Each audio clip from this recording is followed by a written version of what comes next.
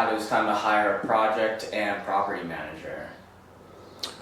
There are a couple different answers to that. There's the financial side of it, and then there's also the emotional, psychological side of it. The financial side of it is when you feel like you could be producing more, but you as an individual are kind of maxed out, right? So you decide to hire a let's go project manager first. You know, the project manager is someone who runs around and helps me manage the day-to-day through my construction projects. And I found that it was time for me to hire that person when number one, I was becoming disorganized. I was losing money. I was writing checks that I forgot about. I was constantly overdrawing bank accounts. I was neglecting some projects. I was, paying attention to some, not paying attention to others. I needed some help. The work was there, but I wasn't able to complete it all myself. So I'll give you a more, I know it's kind of vague. I'll give you a more specific example.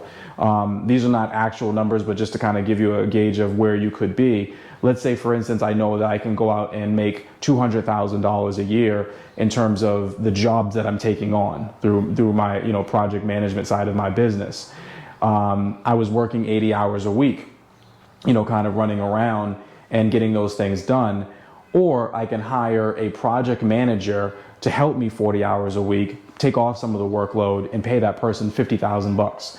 Most people look at that and say, I don't want to pay anybody $50,000. I have a $200,000 lifestyle. I'm making $200,000. I want to continue to, to make that $200,000. I don't want to give any of it up. I said it doesn't really make any sense.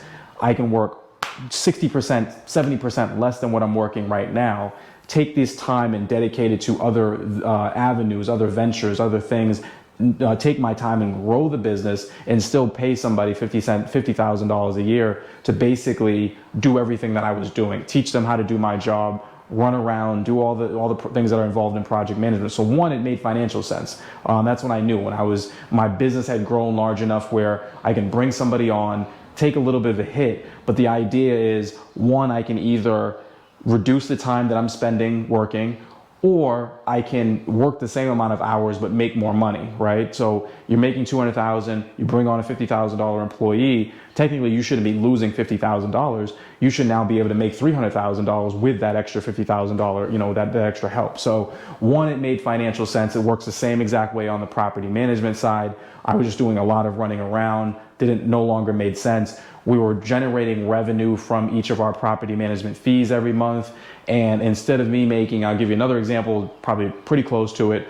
Instead of me making $60,000 a year in property management fees, I said, hey, if I hire somebody at $40,000 a year to do pretty much the entire job, I can make $20,000 a year and do absolutely nothing. That was just a financial decision that I made. Now I'm taking the 20, 30 hours or whatever it was I was focused on the property management side and focused on completely different other things like growing my business and acquisitions and everything else. So the psychological, the emotional side of it, when you're just absolutely drained, when you just can't do any more yourself, you need to bring on help. A lot of entrepreneurs, a lot of business owners just work themselves into the ground. They just work themselves into they're just kind of like, I hate my job, I hate my life, I hate this.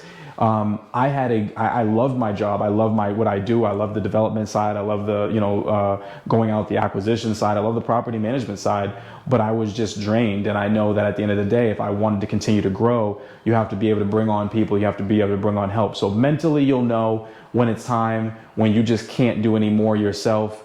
And when that time comes, you just have to be able to build systems. You have to basically take what you've done and what you do really well, build out a format, build a system for it, and hand it off to somebody else. And it'll allow you to free yourself up to continue to do what you're doing and make more money, or take a step back and make the same amount of money. So hopefully that makes sense.